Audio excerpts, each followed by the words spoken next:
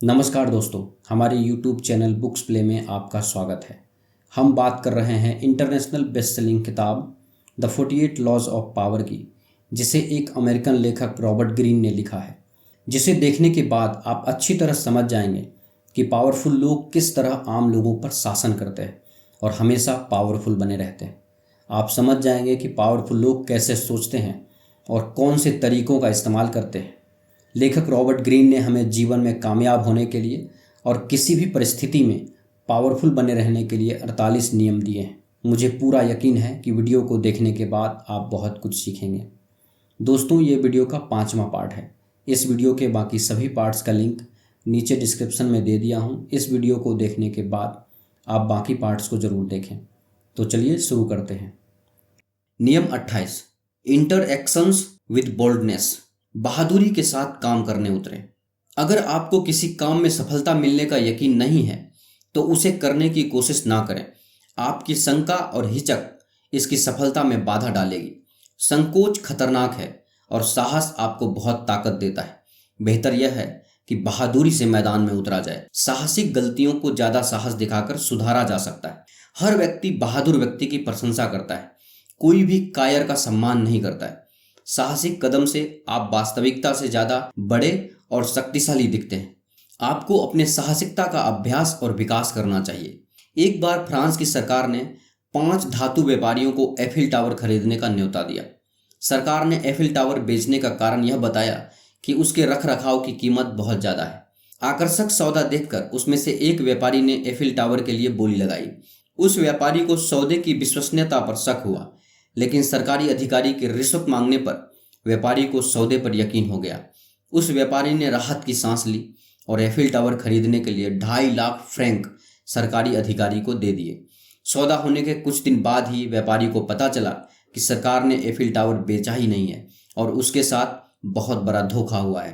तो दोस्तों, यहाँ आपने देखा कि सरकारी अधिकारी ने व्यापारी की हिचकिचाहट को समझ लिया था और उसे विश्वास दिलाने के लिए अस्पष्टता से रिश्वत मांगी, जिसके कारण वह उसे धोखा देने में कामयाब हुआ। कायरता खतरनाक हो सकती है, इसीलिए बेहतर है कि किसी कार्य को तब तक ना करें जब तक आप में उसे करने का आत्मविश्वास ना हो। कामयाब और शक्तिशाली लोग किसी भी कार्य को आत्मविश्वास के साथ शुरू करते हैं। दोस्तों, अगर आप कोई बिजनेस शुरू करना चाहते हैं लेकिन उसे करने का आत्मविश्वास आप में नहीं है तो बेहतर होगा कि पहले आप उसके बारे में पूरी जानकारी हासिल करें और उसके लिए अपने आप को तैयार करें। इससे आप में आत्मविश्वास आएगा और आपके बिजनेस के चलने के चांसेस ज़्यादा होंगे। आत्मविश्वास और बहादुरी से शक्ति मिलती है और शक्ति से आप किसी भी कार्य को करने में सफल होंगे।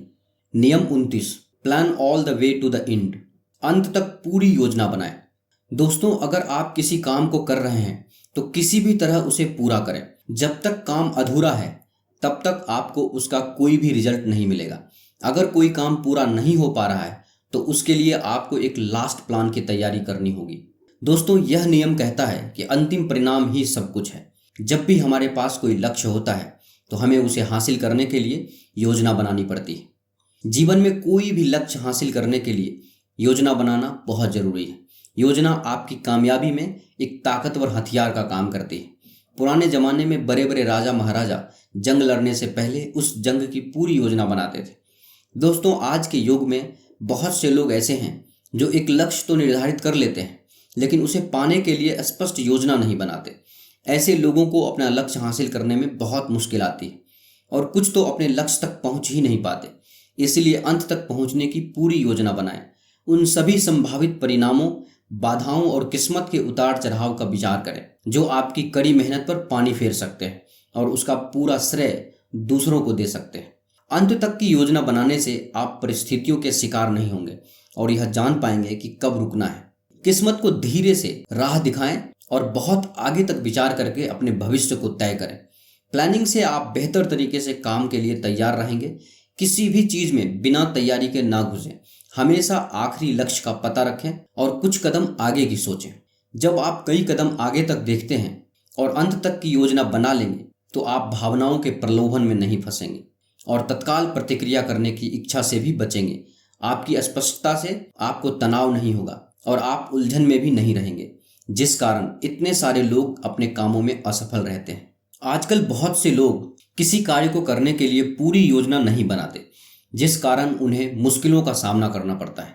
ज़्यादातर लोग वही करते हैं जो उनका दिल कहता है, वह नहीं जो उनका दिमाग सोचता है।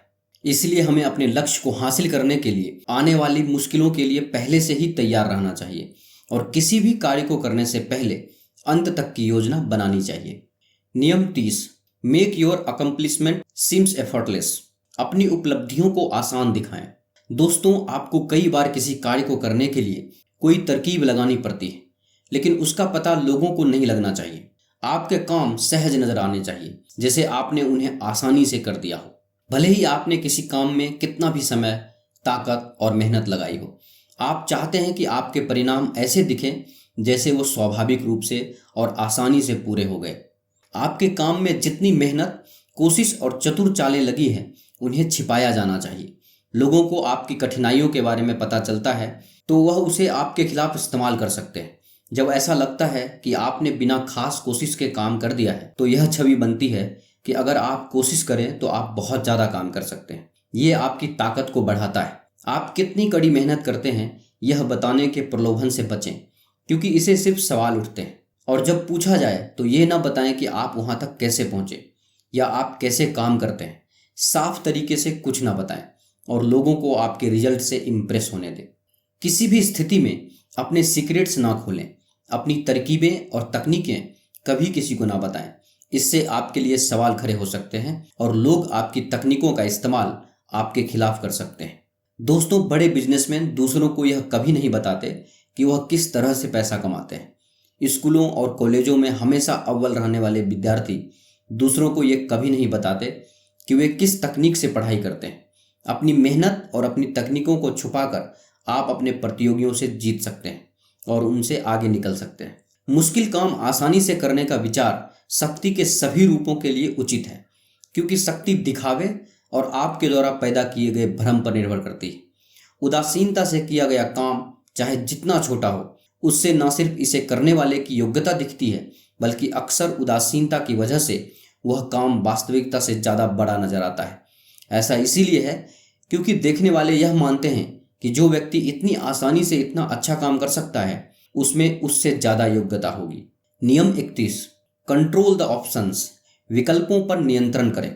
दूसरों को ताश के उन पत्तों से खिलाएं जो आपने बांटे हैं।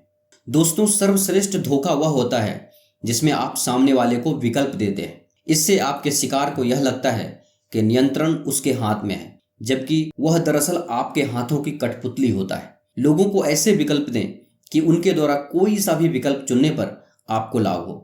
उन्हें दो बुराइयों में से कम बुरी बात चुनने के लिए विवश कर दें, जिसमें दोनों ही बातें आपका उद्देश्य को पूरा करें। अंततः दूसरों द्वारा दिए गए घाव और बुरी आदतों से ज़्यादा दर्दनाक वह घाव और बुरी बातें होती है जिन्हें इंसान खुद विकल्प चुनकर मोल लेता है। आइए इसे एक उदाहरण से समझते हैं। रूस का एक अत्याचारी राजा था इवान, जिसको अपने राज में एक मुश्किल समय का सामना करना पड़ा। अत्याचारी होने की वजह से उसे पूरी ताकत और अधिकार नहीं मिल रहा था और बहुत सारे रूस के राजकुमार उसके विरुद्ध थे। राजा इवान ने अपनी ताकत का इस्तेमाल करने की बजाय एक कदम पीछे हटने का सोचा। उसने राजा का सिंहासन त्याग दिया। ऐसा करने पर रूस के लोग उसे राजा के पद पर वापस आने को कहने लगे। राजा इवान ने सबकी दरख्वास्त सुनी, लेकिन वह कठोर बना रहा और उसने किसी की बात नहीं मानी। कुछ दिन बाद उसने प्रजा को दो विकल्प दिए।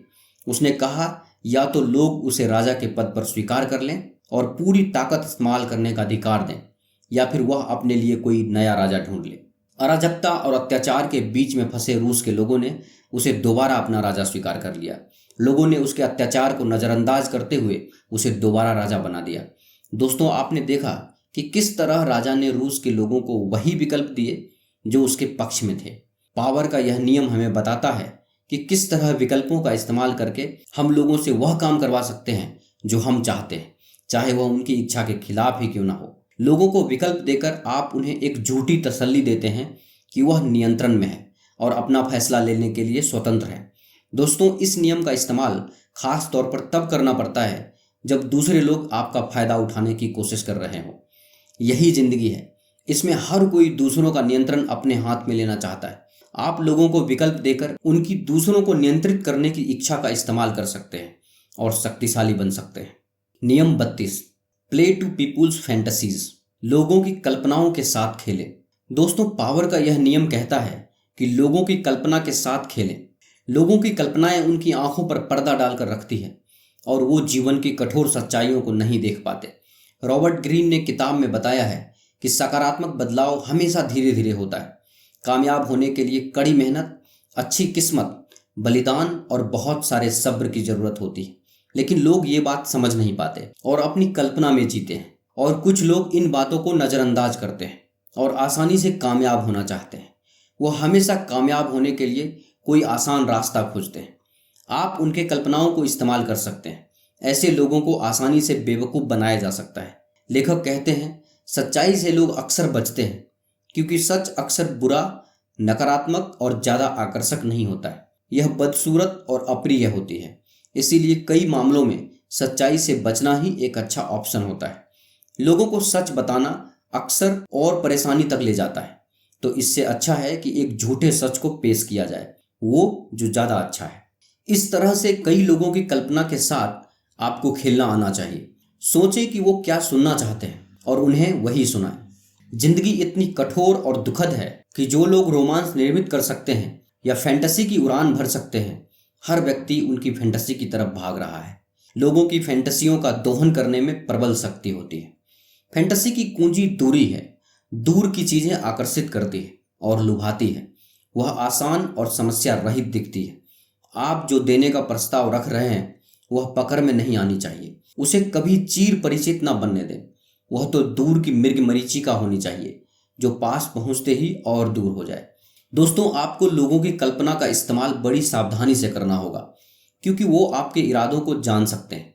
अगर आप इस नियम का इस्तेमाल करना चाहते हैं तो आपको लोगों को उनकी कल्पनाओं में डुबोकर रखने की कला को सीखना होगा। आपको लोगों से दूरी बनाकर रखनी होगी और बड़ी सावधानी से उनकी कल्पना का इस्तेमाल करना होगा जिससे कि उनको आप पर जरा भी शक ना हो। अगर आपने ऐसा करना सीख लिया तो आप जल्दी ही लोगों का इस्तेमाल करके अपने इरादों को पूरा करने में कामयाब होंगे। नियम 33, discover each man's thumb screw, हर व्यक्ति की कमजोर नस पहचाने। दोस्तों, आपने एक कहावत सुनी होगी कि हर महल की दीवार में एक न एक छेद होता है। उसी तरह हर व्यक्ति की एक न एक कमजोरी होती है। कोई भी कमजोरी ना होना नामुमकिन है। यह कमजोरी आमतौर पर कोई असुरक्षा, कोई अनियंत्रित भाव या आवश्यकता होती है, या कोई छोटा रहस्यमय सुख भी हो सकता है जिस पर उनका कोई नियंत्रण नहीं होता। कुछ लोग तो अपनी कमजोरी दूसरों के सामने बता देते हैं, लेकिन कुछ लोग अपनी कमजोरी छुपाते हैं। चाहे जो भी हो, एक बार मिल जाने पर आप इस कमजोर नस का इस्तेमाल अपने लाभ के लिए कर सकते हैं। हर व्यक्ति की कमजोर नस का पता लगाएं। इससे आप उससे इच्छा अनुसार काम करवा सकते हैं। इसमें संकल्प की कम, योग्यता की ज़्यादा आवश्यकता होती है। आपको यह पता होना चाहिए कि किस जगह पर हाथ रखना है। सभी लोग किसी न किसी चीज़ के लिए ललायित रहते हैं, कुछ शोहरत के लिए तो कुछ स्वार्थ सिद्धि के लिए और ज़्यादातर आनंद के लिए। योग्यता यह जानने में निहित है कि सामने वाला किस चीज़ के लिए लालायित है ताकि उससे लाभ उठाया जा सके। दोस्तों, शक्तिशाली बनने के लिए यह जरूरी है कि आप दूसरों की कमजोरी को पहचानें। इसके लिए आप लोगों से बात करें और उनकी बात ध्यानपूर्वक सुनें। उनके साथ अपना ऐसा कोई सीक्रेट शेयर करें जिसका आपके लिए कोई खास महत्व ना हो। ऐसा करने से सामने वाला आपको अपने बारे में बताएगा। इसके लिए आपको लोगों को पढ़ना आना चाहिए, जैसे कि कोई व्यक्ति कैसी बातों से खुश होता है, किस तरह के कपड़े पहनता है, उसके क्या क्या शौक हैं, खाली वक्त में वो क्या क्या करता है। दोस्तों, ऐसी और भी बहुत सारी चीज़ें हैं जिससे आप किसी के बारे में जान सकते हैं। आपको अपने प्रतियोगियों की ऐसी कमजोरी का पता लगाना है जिस पर उनका कोई नियंत्रण ना हो। उनकी कमजोरी का पता लगने पर भविष्य में आप उन्हें उनके खिलाफ इस्तेमाल कर सकते हैं। नियम 34, be royal in your own fashion, act like a king to be treated like one. शहंशाहों की तरह रहें। सम्राट जैसा सम्मान पाने के लिए सम्राट की तरह काम करें। पावर का यह नियम कहता है कि आप जिस तरह खुद को पेश करते हैं उसी से अक्सर यह तय होता है कि लोग आपके साथ कैसा व्यवहार करेंगे। घटिया या साधारण दिखने पर लोग आपका सम्मान हरगिज नहीं करेंगे। राजा लोग खुद अपना आदर करते हैं और दूसरों को भी ऐसा करने के लिए प्रेरित करते हैं। शहंशाहों की तरह व्यवहार करके और अपनी शक्तियों में विश्वास दिखाकर आप स्वयं को मुकुट पहनने की दिशा में ले जा सकते हैं। राजा किसी से ऑर्डर नहीं लेता, वो सबकी सहायता करने की कोशिश करता है और छोटी मोटी बातों से घबराता नहीं है। शाही व्यवहार का मतलब यह नहीं है कि आप दंभी या घमंडी बन जाएं। दरअसल हर व्यक्ति को सम्राट की तरह व्यवहार करना चाहिए। अपने सभी कामों को सम्राट जैसा बनाएं, महान काम करें और अपने सभी कामों के माध्यम से यह प्रदर्शित करें कि भले ही आप सच में सम्राट नहीं हैं, लेकिन आप सम्राट बनने के काबिल हैं। ऑरलीन्स के राजा लुईस फिलिप को ऐसा राजा समझा जाता था जिसके सिर पर ताज नहीं था, और वो अपने सर पर टोपी और छाता लेकर पेरिस की सड़कों पर निकलते थे। उनका व्यवहार ऐसा था जो एक राजा के लिए उचित नहीं थी, जिसके कारण लोगों के मन में उनके लिए सम्मान कम हो गया। दूसरी तरफ क्रिस्टोफर कोलंबस, जिन्होंने अमेरिका की खोज की थी, लोगों का दिल जीतना अच्छी तरह जानते थे। वे अपने अच्छे व्यवहार से लोगों का मन मोह लेते थे। अपने अच्छे व्यवहार और साहसीपन से उन्होंने राजा का भी दिल जीत लिया था। उन्होंने अपने आप को ऐसा बना रखा था कि वह जहाँ भी जाते थे लोग उनकी तरफ आकर्षित होते थे और उनका सम्मान करते थे। वो दूसरों से पहले खुद का सम्मान करते थे और एक राजा की तरह जीवन जीते थे। अगर आप खुद का सम्मान करेंगे और यह यकीन करेंगे कि आपकी किस्मत बहुत अच्छी है, तो वह आपके व्यवहार में नजर आएगा। दोस्तों, रॉयल बनने के लिए यहाँ लेखक 3 बातें बताते हैं। पहली बात, आपको जो भी चाहिए उसे पूरे आत्मविश्वास और साहस के साथ मांगे। दूसरी बात, बड़े बड़े लोगों के साथ संपर्क बनाएं और यह दिखाएं कि आप उनके बराबर हैं। तीसरी बात, अपने से बड़े लोगों को तोहफा दें, यह दिखाने के लिए कि आप उनकी बराबरी कर सकते हैं। अपनी कीमत हमेशा ज़्यादा रखें, क्योंकि अगर आप कम मांगेंगे तो आपको हमेशा कम ही मिलेगा। जब आप अपने लिए बड़ी कीमत निर्धारित करेंगे तो आप एक राजा की तरह बड़े नजर आएंगे, क्योंकि बड़े लोग कम कीमत में काम नहीं करते। ऐसा करने से लोगों को आपका आत्मविश्वास दिखेगा और वो आपका सम्मान करेंगे। नियम 35, master the art of timing. Timing की कला में माहिर बने। दोस्तों, वक्त ही सब कुछ है। अपने आप को एक शांत और दृढ़ व्यक्ति की तरह पेश करें और कभी भी जल्दबाजी में ना दिखें। जल्दबाजी से ऐसा लगता है जैसे आपका खुद पर और समय पर नियंत्रण नहीं है और आप खुद को और अपने वक्त को मैनेज नहीं कर सकते। हमेशा धीरज रखें और धैर्य से काम लें, जैसे कि आपको पूरा विश्वास हो कि हर चीज़ सही समय पर आपके पास आ जाएगी।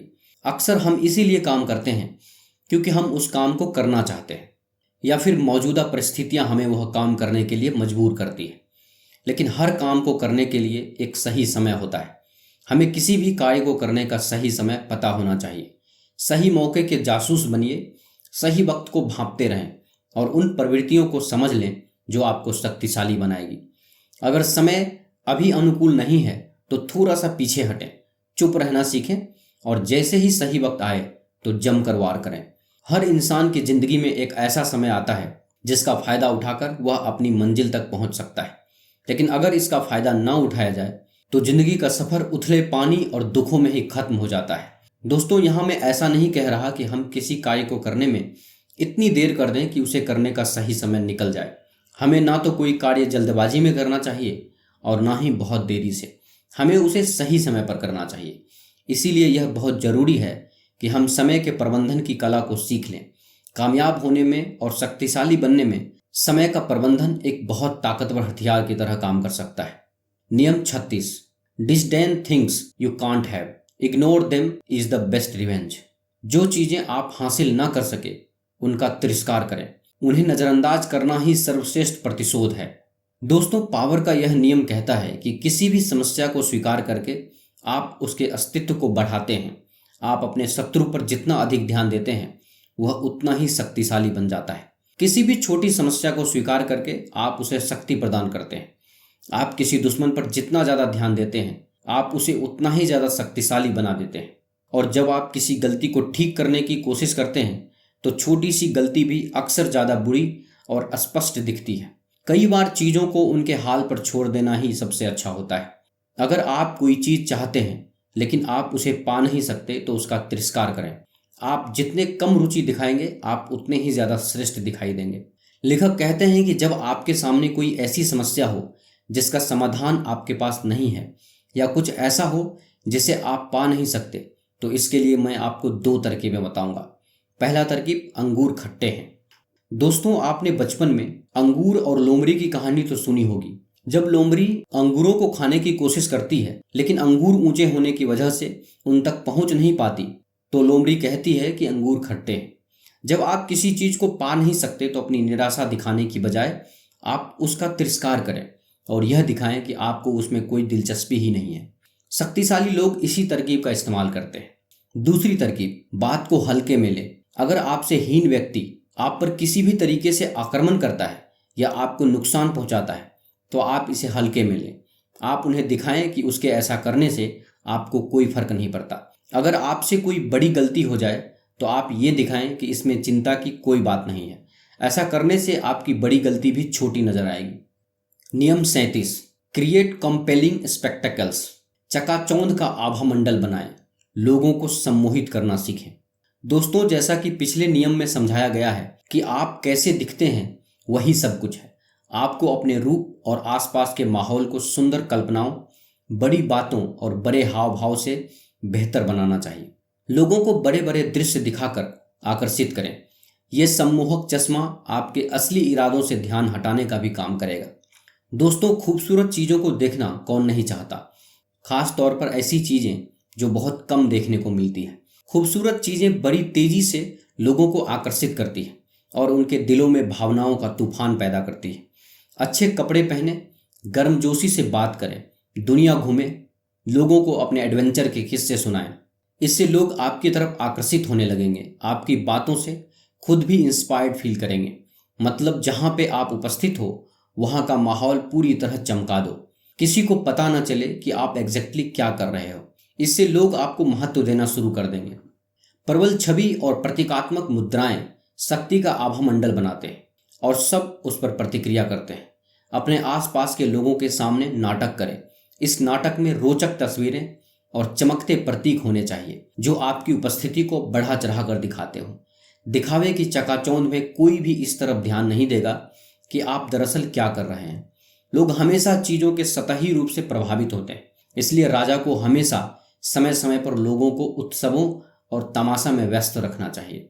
रॉबर्ट ग्रीन इस नियम को एक उदाहरण से समझाते हैं। वो कहते हैं कि बर्लिन के डॉक्टर विस्लेंडर, जिन्होंने अपने मरीजों की बीमारियों को चांद की रोशनी से ठीक कर दिया था। अब आप सोच रहे होंगे कि चांद की रोशनी से भला कोई बीमारी कैसे ठीक हो सकती है। क्योंकि विस्लेंडर एक डॉक्टर थे, इसलिए लोगों ने उनकी बातों पर बिना कुछ सोचे समझे यकीन किया। डॉक्टर विस्लेंडर के उदाहरण से हमें पता चलता है कि लोगों को यकीन दिलाने के लिए हमेशा तर्क वितर्क की जरूरत नहीं होती। लोग उन बातों पर यकीन करते हैं जो पलक झपकते ही उनकी भावनाओं को जगा दे। दोस्तों, अगर आप सम्मोहित करने की कला को सीख लें तो आप जो चाहे लोगों से करवा सकते हैं तथा शक्तिशाली और कामयाब बन सकते हैं। दोस्तों, आप देख रहे हैं रॉबर्ट ग्रीन द्वारा लिखी book the 48 laws of power की समरी। यह समरी आपको कैसी लगी कृपया हमें नीचे कमेंट बॉक्स में कमेंट करके ज़रूर बताएं। अगर आपको यह समरी अच्छा लगा हो तो इसे अपने दोस्तों और फैमिली मेम्बर्स के साथ अवश्य शेयर करें और हमारे लेटेस्ट वीडियो को देखने के लिए हमारे YouTube चैनल बुक्स प्ले को सब्सक्राइब करें। धन्यवाद।